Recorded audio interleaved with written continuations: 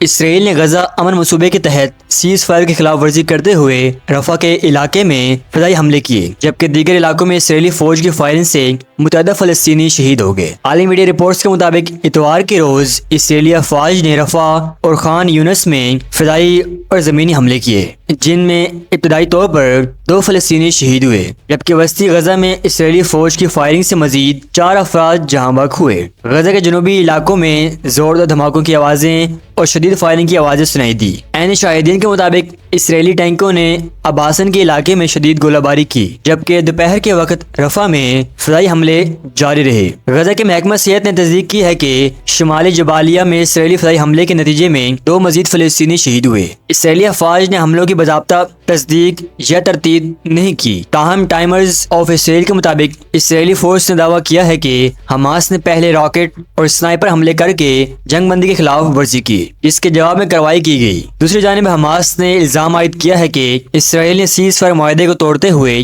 Rafah پر فضائی حملے کیے۔ فلسطینی وزارت صحت کے مطابق گزشتہ 24 گھنٹوں کے دوران مزید 18 فلسطینی شہید ہوئے، جن کے بعد 7 اکتوبر 2023 سے اب تک شہادتوں کی مجموعی تعداد 68,159 تک پہنچ گئی ہے، جبکہ 1,70,200 سے زائد زخمی افراد ہیں۔